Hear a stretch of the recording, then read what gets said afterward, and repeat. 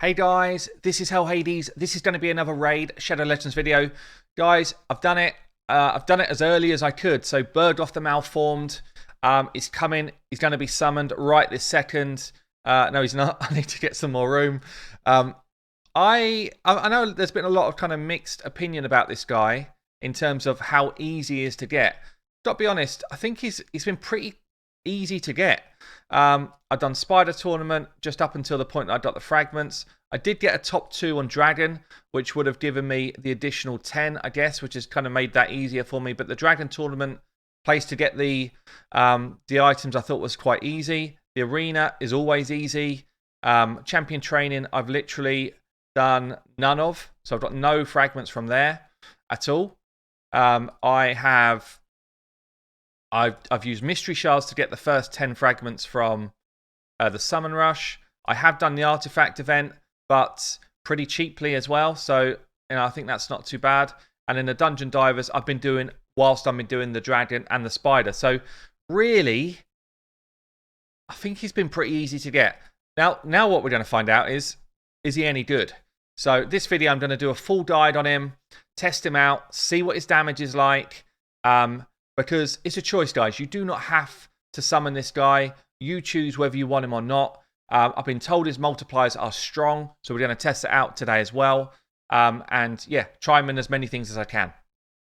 All right, this green-eyed beast is level 60. He's eaten my brews. I don't suppose that you guys would want to do this, but I'm trying to get you a video out nice and early. I booked him out. He's eaten my brews. He is level 60. We're literally like 10 minutes on from me summoning him. And he's good to go. So what we're going to do, we're going to give him the damage test. And before I put any gear on him, I'm going to steal my Sir Nick gear for him. So we get a direct comparison. Sir Nick versus Mr. Big Boy New Fella. So we're going to show Sir Nick smacking first. I'm bearing in mind that New Fella is green affinity. We're going to go for, I guess we'll go for a neutral affinity stage for him. So we're going to go stage 19. We're going to get the damage squad out. Okay, so we finally found a use for Whirlim then. He's going to be increasing our crit damage with a buff. So what we're doing then, we're going to drop defense and weaken across the board, hopefully. Make sure it's gone on everywhere. It hasn't gone on here. Make sure we recognize that. We're going to increase our crit damage. Probably won't land it on any of them, doesn't matter. Increase crit damage on our Sir Nick. Throw out the poisons, which increases our damage. Poison ourselves, which increases our damage. And then Sir Nick's coming in with his AoE. Sir Nick's well known for the hardest hitting AoE for an HP champion in the game. I'm going to slow this down. Zoom out a bit. Let's go. What are we doing? Sir Nick does basically 100 to 110k across the board. I mean, not to mention he also throws the biggest fat shields you've ever seen in your life. So that's our competition. That's the #1 guy in the game for doing this. I'll tell you what, I'm also going to just throw in to that same team Miscreated Monster, who's a good benchmark as like an excellent epic for doing the same job. So let's throw my Miscreated in. I just want to check his speed as well, make sure I don't. Yeah, perfect. So Miscreated Monster, well, I'll show you his stats quick. 100% crit rate, 160 odd crit damage, and good stats. So let's try him in that same run, same setup, and see what he does as another kind of comparison.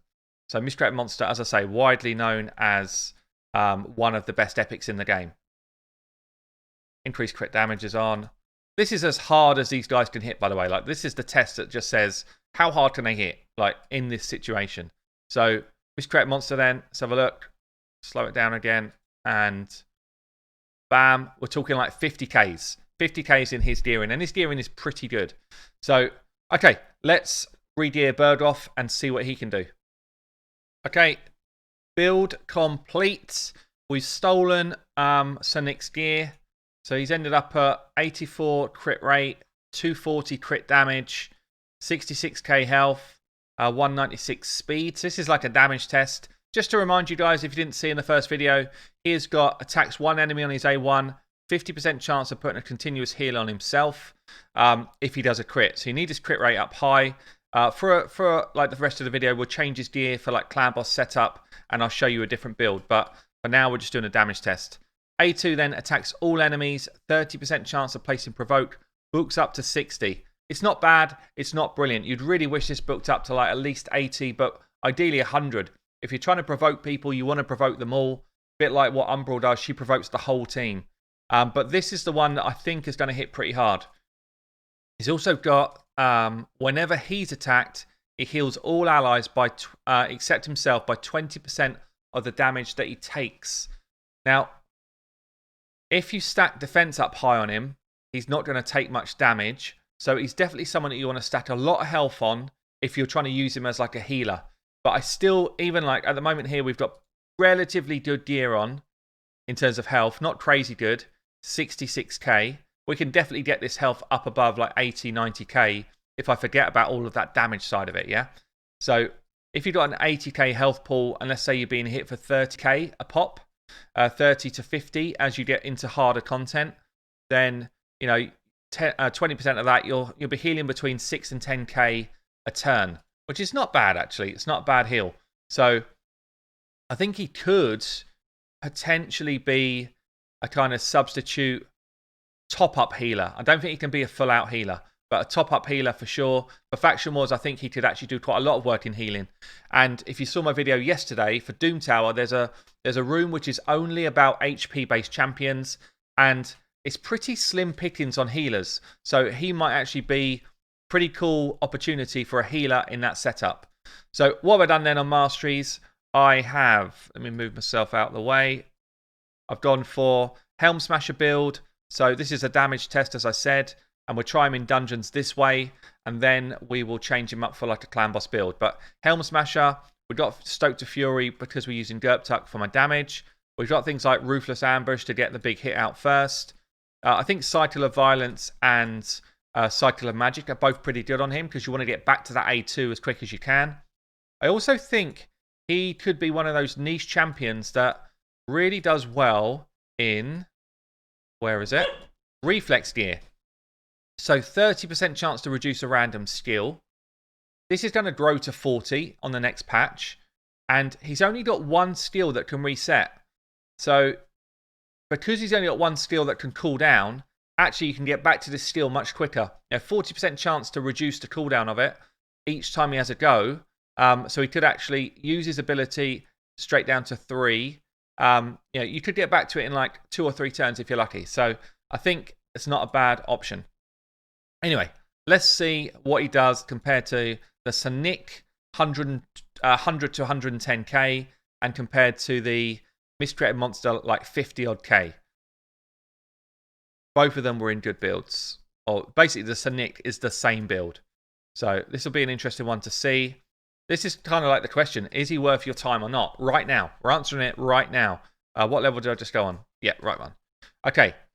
Same order then as before. Get the debuffs out. It's done everywhere. We increase our own crits. We get the poisons out twice. And let's see it then, guys. A2, what's he going to do?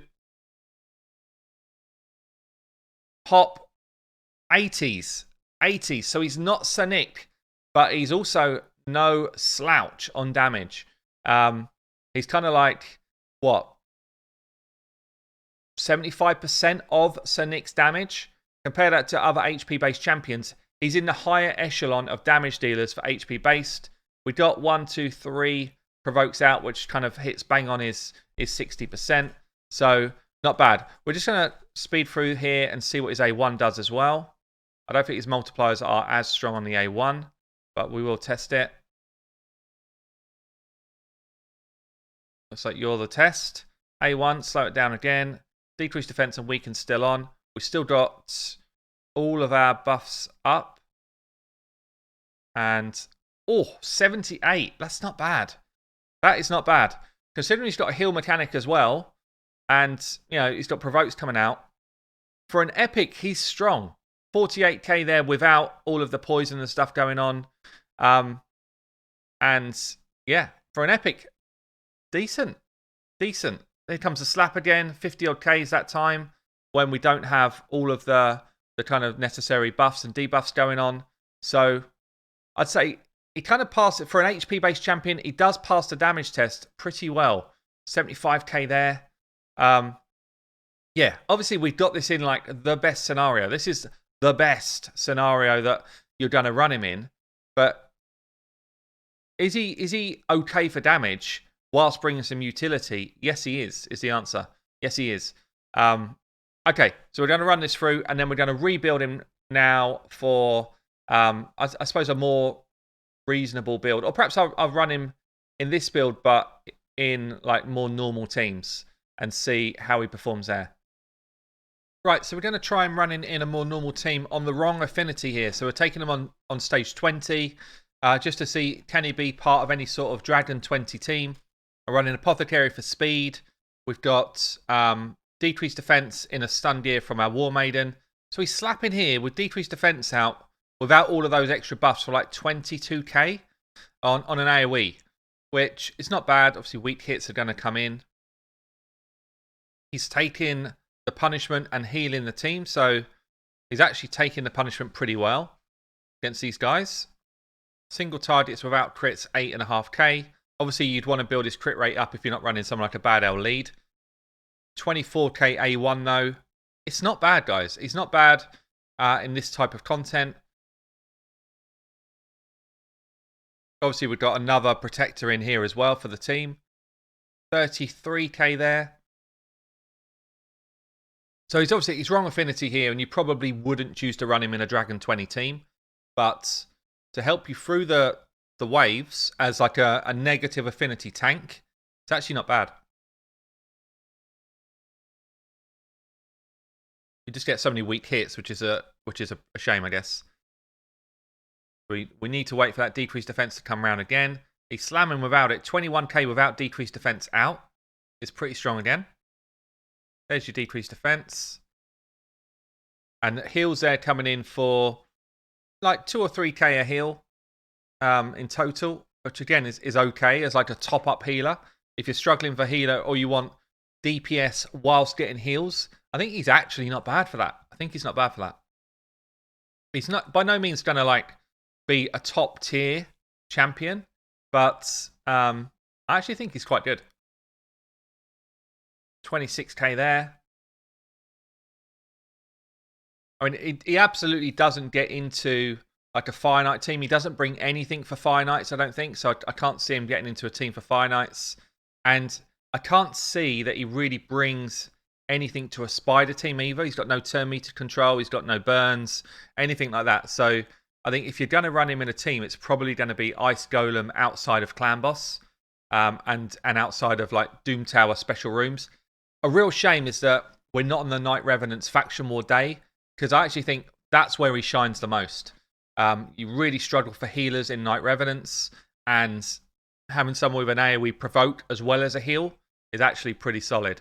So I'll skip through this, and we'll get him into a nice Golem run next before I re-gear him to take him into Clan Boss. So just on that team, he basically did the damage there of a support champion because of all those weak hits. So yeah, you just wouldn't be running him in Dragon 20, but he might help you get there, I guess. If we were looking at Ice Golem, the more I'm thinking about it as well, by the way, the more I'm thinking that Spider could be a utility player for Spider as like a provoke. So we will show him there as well. Let's think about a team here then. Maybe we stick with the same big boy provoker. So we've got double provokes. Or maybe I don't need him. This and this still work. Gonna need someone to do some damage here. I'm going to bring in a Rotus just for a block revive, otherwise we're going to be here all day. We're going to bring in a War Maiden again. No, we're not. We're going to bring in Stag Knight and Tayrail. Let's do that. So we've still got speed, we've still got a decreased defense, and Rotus is literally just there because I don't want to be here all day. Slaps for 36k kind of across the board. Got a provoke out on a couple, 3. And then obviously that enables your damage dealers or the rest of your team to do their job, getting a couple of K heals at a time. It's almost a shame that he doesn't heal himself, but I guess the point is he gets a continuous heal a percentage of the time from his A1. So that's the way he gets his heal going on. We've got a decreased cooldown there for his A2, so that's going to come in for the next wave. Decreased defense out again. Slap. 40 odd Ks. It's strong. It's strong. I like it. I think, again, for this dungeon in particular, I think it's one of his strongest areas. There's his continuous heal. So we've got the provoke on the front minion, which means that we're not going to get that shriek against us.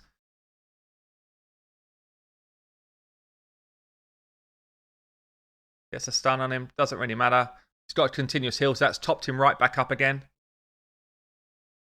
And yeah, 36k A1. Bang, on to the next wave.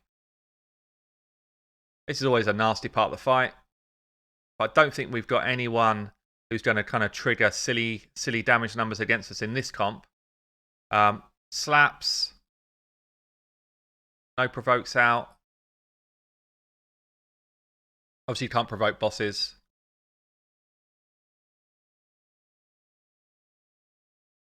Yeah, so not bad utility here. I'm going to skip us on to the spider and let's just see what we can do there. Actually, I was going to skip us on, and then I thought, hold on a minute. One of the reasons why he's in this comp is to heal. So let's actually see what he does. If one of the dangers of this dungeon is that you can't heal through the amount of damage you take. So bam, we take a big hit. Most of the guys are kind of... I don't know if the heal happens before or after, actually. Let's see again. Let's slow it down when he comes in with his hit. We're pretty topped up anyway. Slams us and heals us. I think he hits, then we heal, I think, is the order of play there. And I wonder if his position makes a difference to that. I wonder if his position makes a difference to that. So if he's at the back of the group, it might be that everyone takes a hit, then he heals. If he's the lead, he takes his hit and heals, then everyone else takes a hit, potentially. I'm not sure. Not sure how that mechanic works. But definitely for this dungeon, when you need some healers without having healers in the group, that could be pretty clutch.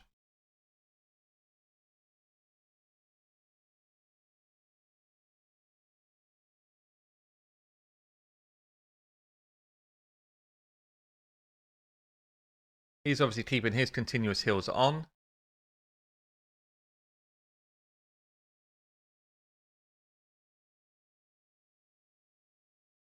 It seems like we're healing on some of the abilities, but not on all of them. From the Fire Knight, are you seeing that? Does it seem like we're healing for one of these sets of abilities, but not all? But anyway, that's so I think he's pretty solid there. Pretty solid, not broken, pretty solid. So what I was wondering for Spider is, does he actually come in and be like a provoke champion to enable... He's HP based. Yeah, this is the trouble. He's HP based, so he's not going to be your tank. Because the Spiderlings are always going to go for someone with lower health. But he will provoke a bunch of them off of your tank. So just to make him work for Spider a bit better, I've put an accuracy banner on him now so that he's got over 200 accuracy. And we're just going to run him in Spider. The idea with this comp is to basically have him as a pseudo tank. So we've got a Force Affinity champion that I need in the comp to run my HP burn. I've got 2 turn meter controllers. And then I've got him to come in to provoke a percentage of the Spiderlings so that my Doom Priest isn't taking all the pain.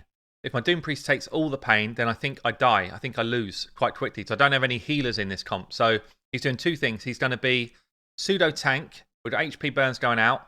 And then also when he does take some of these Spiderlings in for damage, he is going to also be healing my Doom Priest.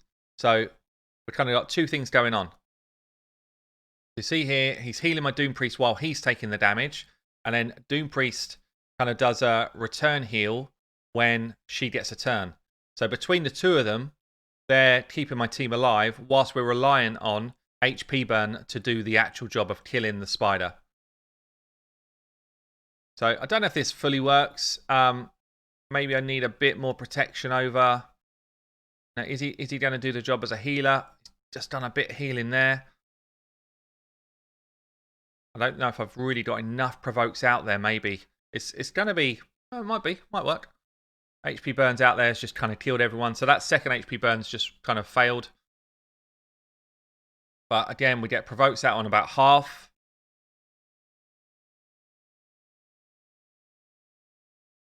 When those provokes go off, he takes a hit and heals. You would want him at 100% crit rate to really make this work, because you do want this continuous heal popping whenever possible to do this. But whenever he takes a hit, Doom Priest is healing, and sort of vice versa. So it's kind of an interesting option, as you know, if you're struggling to get a kind of spider team working, and you've just pulled this guy, and you've got some of these other champs, it could be an option. Still going to be close. Sylar's doing a lot here as well. Sylar's doing a lot of turn meter control.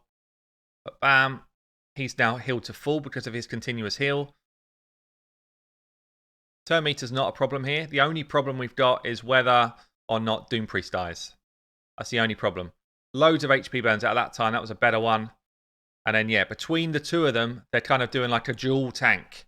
I kind of like it, actually. It looks like it's fraught with danger, but actually, it's going pretty well. Turn meter's totally under control. Continuous heal back on there, so he's going to keep himself alive.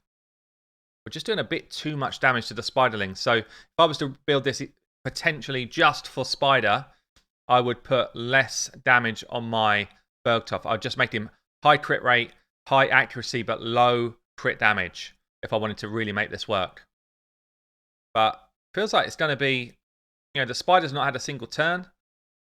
HP burns out again. It's a definite win. I like it, actually. I like it. So, yeah, this could be an area that if you're struggling with Spider, he comes in as your secondary tank and they share the damage between them. And as I say, I've got no healer here. There's no healer in this mix, so he's been our healer. He's been the healer. That's pretty cool. I actually really like that. So, yeah, another area that he can step in a niche style team. You know, if you didn't have Ultimate Gaelic here, then maybe you would be running someone like a Cold Heart and waiting on those Heart Seekers to come back with the same type of idea. But yeah, quite like that, actually. Cool. So I'm going to re-gear him now to go into Clan Boss with less of a kind of offensive build, more of a just, can he be a Clan Boss healer? Okay then, so for Clan Boss, what am I going to do? We're going to pick up a Catacomb Counselor. High defense, good speed. That's about all he needs. We're going to throw in a Skull Crusher. I've kept him in Lifesteal Gear because I do need him to be healed to full every turn. We've got Jared coming in as our decrease attack. We've got a Frozen Banshee coming in as our Poisoner. Frozen Banshee's not in an ideal build, to be honest, but I'm not going to re-gear her completely just for this. So we've got, we could do a Cult Brawler. No, it's not built very well. So let's get him in. Let's get him going. That's better. That's a better pack, to be fair. That's a bit more like it. I will probably pick that one up. Okay, let's get this going. So I'm actually on an affinity here, which is not ideal, but it doesn't matter. All we're really doing here is just checking to see if he can heal us, if he can keep us full health. Which I didn't show you what I changed the build to. Let me do that quick. So we've gone for high health, 83k. And it wasn't that hard to do, to be honest. 83k health. And my Great Hall's counting for 3,000 of that. So, you know, take that off. Still got 80k here. I've got 80% crit rate. I'd prefer it to be 100, but it's not essential. I've got 213 accuracy. Accuracy means nothing in Clan Boss, but this build will enable us to do Faction Wars with the same sort of build. 174 speed. So his defense is low because I actually want him to take hits. If he takes hits, we heal, is the idea. So I actually want him to be hit. Masteries I've kept the same. Now, if I was going purely Clan Boss, the Masteries would change down this line here.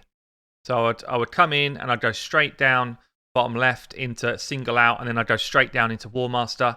I do want to try him out in Faction Wars, and I feel like this build that I've done already is the better Faction War build. So his damage will be reduced because he's on Helm Smasher instead of War Master. But other than that, the build is fine. So we can just assume that he's going to do a touch more damage than what we actually see. In terms of his pieces, a few people moan if I don't show them this. Let me just show it quick. We've got HP gloves, HP chest, HP boots, HP across the board, but I've got speed rolls on all of them, which enabled me to do it. Don't do that if you don't have speed in your build. I've gone to try and find crit rate everywhere and HP where I can. I've got an accuracy banner for when he's being used in Faction Wars. If you're just using him in Clan Boss, this could be a defense or a HP banner pretty comfortably. I've gone for crit damage on the amulet. Maybe it should be defense.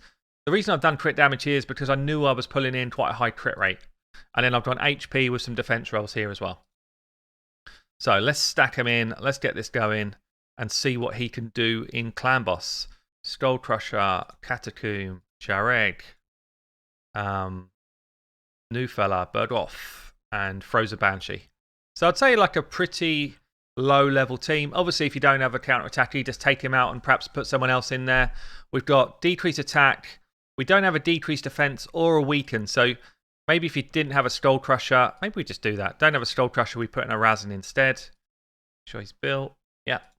So yeah, don't have a Skull Crusher. So I'll tell you what, we're putting a Razin. Did he have accuracy? Let me just check that as well. It's a bit low. It's quite a bit low actually. Let's run that team in Nightmare.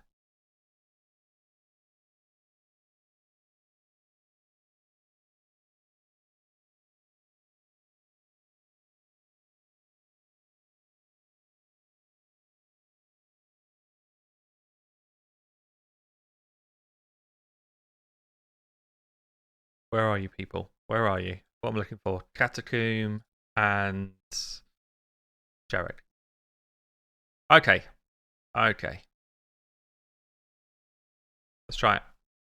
Let's try it. So he's in here basically as our healer. That's his purpose.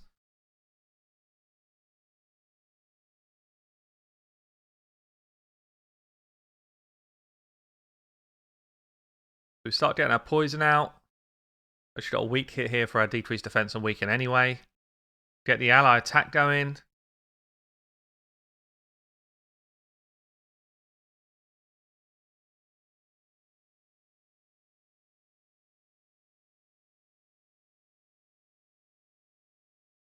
Slam is actually gone Razin because he's a negative affinity. So we're getting our heals from our A1. So he's getting his self-healing. And we're getting the heals back when the Clan Boss... So Clan Boss hurts us and then heals us.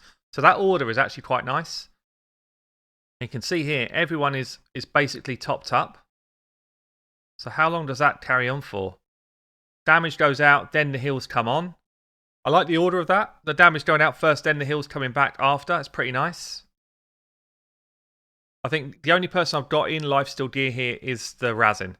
So everyone else, and Razin's taking the stun, so it's quite a nice thing to have your stun target to have lifesteal gear on.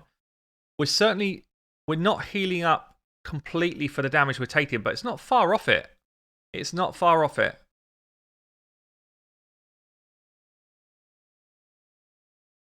Jareg's the only one he doesn't have crazy good defense stacked right now, and he's also doing the ally protect, so he is going to be taking more damage than anyone else.